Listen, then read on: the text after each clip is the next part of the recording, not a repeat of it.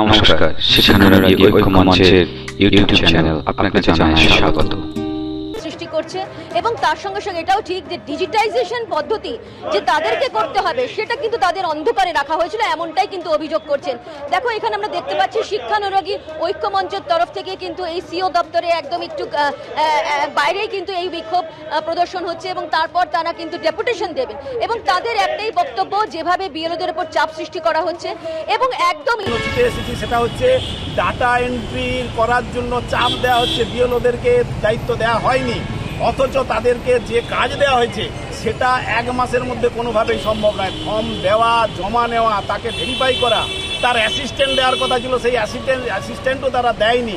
তাহলে এইরকম একটা কাজ, এত কাজের বোঝা যেভাবে চাপিয়ে দেওয়া হয়েছে তার বিরুদ্ধে আমরা বলছি ডাটা এন্ট্রির দায়িত্ব অন্যকে দেওয়া হোক, ডাটা এন্ট্রি অপারেটর নিয়োগ আলাদাভাবে করা হোক। বিহারে এভাবে নিয়োগ করা হয়েছে, তাহলে ওয়েস্ট বেঙ্গলে হবে না কেন? সিইও দপ্তর থেকে বলা হচ্ছে রাজ্য সরকারের কাছে নাকি তারা এই বহুদিন ধরে কাজ চলছে, এখন প্রায় শেষের দিকে ধ্বংস হয়েও যাবে। আর নির্বাচন কমিশনের পরীক্ষা রয়েছে, কিন্তু তার কোনো বা ক্লাস করা বিএলওরা এখন করতে পারছে না। শিক্ষা শেষ সামনে তো দেখা গেল যে যারা মাধ্যমিক দিচ্ছে তাদের যে ইউনিট টেস্ট পরীক্ষা থাকে সেই এক্সামটা ছিল, মাধ্যমিকের টেস্টটা নিয়ে মানে নিতে অনেক স্কুলে সমস্যা হয়েছে, কারণ আপনারা আমরা রাতে মেসেজ দিচ্ছি, সকালে আমরা ডিস্ট্রিবিউশন দিচ্ছি। মানে ধরে নিন যে সরকারি শিক্ষা ব্যবস্থা এখন বরাবর বেসরকারি সেটাও আমাকে দেখাচ্ছে, সেটাও যারা বিএলওরা এসেছেন বাইরে থাকবেন না, ভিতরে দেখছেন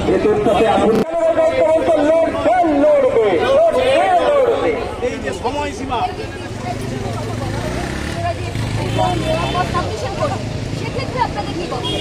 আমরা বলছি যে সময়সীমা 3 মাসের কাজকে যদি আজকে 15 দিনের মধ্যে করতে বলা হয় সেটা কি বাস্তবসম্মত? আমরা তো নিখুঁতভাবে কাজটা করতে চাইছি, তাহলে নিখুঁত কাজ কিভাবে হয়? তারপরে সমস্ত দায় এই বিএলওদের ঘাড়ে চাপিয়ে দেওয়া হবে। বিহারে দেখতে পাচ্ছি আমরা অনেক বিএলওকে সাসপেন্ড করা হয়েছে, তাহলে এখানে কেন সে কাজ করা হবে? এত সময় ছিল, সেই সময়টাকে তারা কাজে লাগিয়ে কেন করছে না? দরকার হলে সময় বৃদ্ধি করুক বাস্তবতার ভিত্তিতে।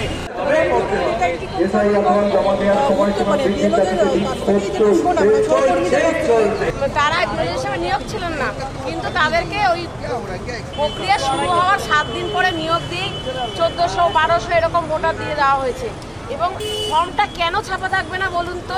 নির্বাচন কমিশন এবং তখন কিন্তু এই বিএলওদের ক্ষমতাটা তারা বুঝবেন, কোনোভাবেই যেন না তাদের একটা কোনো কারো যেন পেশাগ্র স্পর্শ না হয় সে ব্যাপারে কিন্তু আমরা জানিয়েছি।